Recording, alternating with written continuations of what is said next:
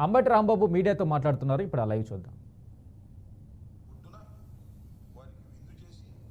నుంచి చూస్తుంటే అక్కడ కనకదుర్గమ్మ వారు దర్శనం ఇస్తున్నటువంటి ప్రదేశంలో వారికి విందించి చాలా విషయాలు మాట్లాడారంట. ఏ విషయాలు మాట్లాడారో తెలుసా మీకు? ఇవాళ వాళ్ళ పత్రికలో రాశారు. జగన్మోహన్ రెడ్డి గారి ప్యాలెస్ గురించి మాట్లాడారంట. సమస్యలన్నీ పోయినాయి. హోంమంత్రి గారు వస్తే పరిష్కారం కావాల్సినటువంటి సమస్యల్ని పక్కన పెట్టి జగన్మోహన్ రెడ్డి గారి ప్యాలెస్ గురించి అని అడిగారంట.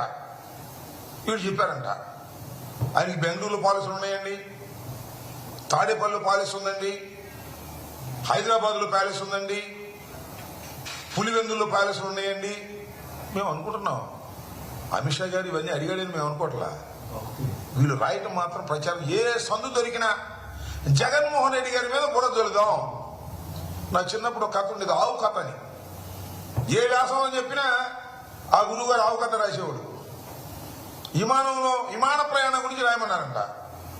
విమాన ప్రయాణం చేస్తున్నాను, కిటికీ పక్క నుంచి కిందకు చూశాను, ఆవు కనపడింది, ఆవు తెల్లగా ఉన్నాను, ఆవు పాలించును. ఈ రకంగా ఆవు కథలాగా జగన్మోహన్ రెడ్డి గారి మీద బురదల్లేటటువంటి కార్యక్రమాలు చేసేటటువంటి పద్ధతుల్లోనే ఇవాళ అమిత్ షా గారు లాంటి వ్యక్తి వస్తే, హోంమంత్రి వస్తే, ఆ సమస్యల పరిష్కారం కోసం కాకోకుండా, రాష్ట్ర సమస్యల పరిష్కారం కోసం కాకోకుండా జగన్మోహన్ రెడ్డి గారి మీద బురదల్లేటటువంటి రాతలు రాయటం కోసం ఉపయోగించుకున్నారు అనేది నా అంశం. ఇక్కడ రెండో అంశం ఏంటంటే, అయ్యా చంద్రబాబు నాయుడు గారు మీరు అమిత్ షా గారిని తీసుకెళ్లారు, బాగానే ఉంది.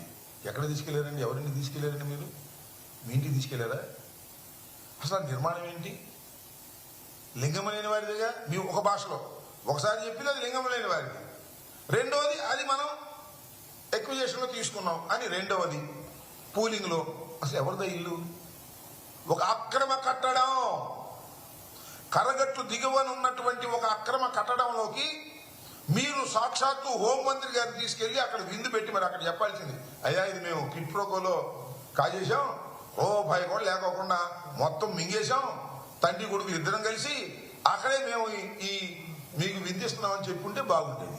అంతేకాదు, మన గొడవలు వచ్చినప్పుడు అండి మొత్తం మా బెడ్లన్నీ తడిసిపోయినాయి, మా కింద ఫ్లోర్ అంతా తడిసిపోయింది, మీరు కూర్చున్నటువంటి ప్రదేశంలోనే 5 అడుగుల నీరు ఎక్కింది, తల్లి లాంటి కృష్ణమ్మను ఆక్రమించుకొని అక్కడ మేము నివసిస్తున్నాము అని చెప్పవలసిన మీరు జగన్మోహన్ రెడ్డి గారి ప్యాలెస్ గురించి మాట్లాడారంట.